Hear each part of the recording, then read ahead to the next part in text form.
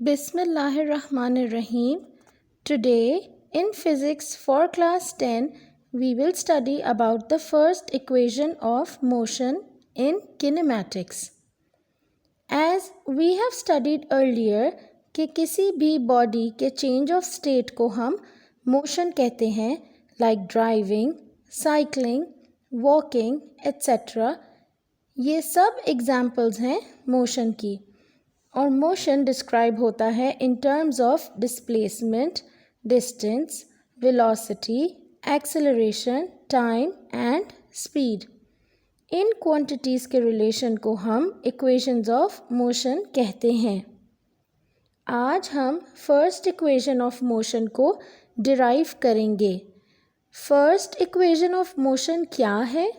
First equation of motion है Vf is equals to Vi plus At. यहाँ Vf is equal to final velocity, Vi initial velocity and A equals to uniform acceleration and T is the time duration. अब इस equation को prove करते हैं. Suppose a body is moving in a straight line with initial velocity Vi and undergoes uniform acceleration A for a time period T such that its final velocity becomes Vf. यहाँ आप देख सकते हैं कि एक cyclist uniform acceleration के साथ एक स्ट्रेट पाथ पर मूव कर रहा है. उसकी इनिशियल वेलोसिटी वो होगी जिस वेलोसिटी के साथ उसने अपनी मोशन स्टार्ट की थी.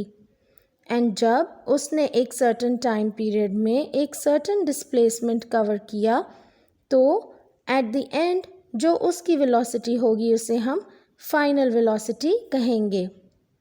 यूनिफॉर्म एक्सेलरेशन का मतलब है कि एक बॉडी की वेलोसिटी इक्वल चेंज हो in equal interval of time. So change in velocity अगर हमें कैलकुलेट करनी है एक सर्टेन टाइम पीरियड में तो हम उसे शो करेंगे by writing t equals to Vf minus Vi. और अगर हमें यूनिट टाइम में चेंज इन वेलोसिटी कैलकुलेट करनी होगी तो हम t को other side of equal to sign ले जाएंगे एंड वो Vf माइनस Vi से डिवाइड हो जाएगा और हम लिखेंगे 1 equals to Vf minus Vi upon t.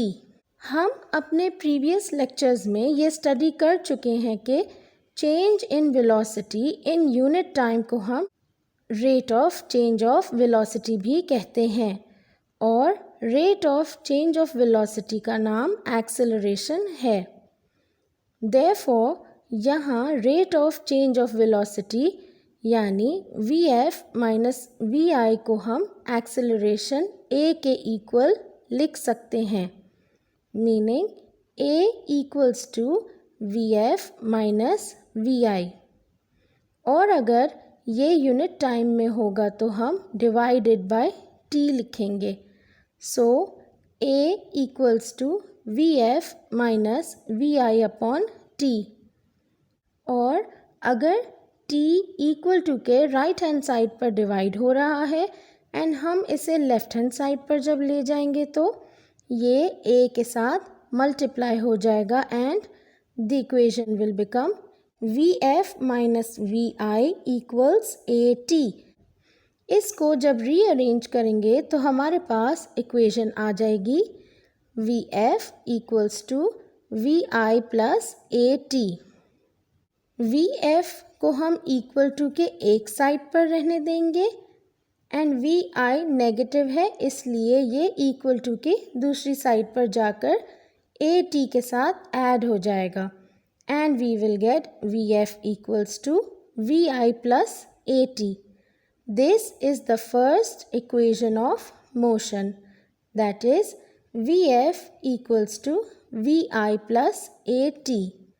किसी भी बॉडी की लीनियर मोशन की फाइनल वेलोसिटी हो या इनिशियल वेलोसिटी या ये मालूम करना हो कि ये बॉडी कितने टाइम पीरियड में डिस्टेंस या डिस्प्लेसमेंट कवर कर रही है, या किसी मूविंग बॉडी के एक्सेलरेशन पर क्या इफ़ेक्ट होगा, ये सब क्वांटिटीज़ या इन क्वांटिटीज़ के आपस में रिलेशन हम फाइंड आउट कर सकते हैं through this first equation of motion. Let's review the derivation that we have studied in today's lecture. Change in velocity in time t is written as t equals vf minus vi. और अगर unit time में change in velocity लिखेंगे तो t को transpose करेंगे and we will get 1 equals vf minus vi upon t. Since change in velocity in unit time is the rate of change in velocity and it is called acceleration, therefore A equals Vf minus Vi upon t, or Vf minus Vi equals At after transposing t. हमें first equation of motion की derive form चाहिए. So rearranging the quantities and we will get Vf equals Vi plus At after transposing Vi on the other side of the equal to sign. This is our first equation of motion.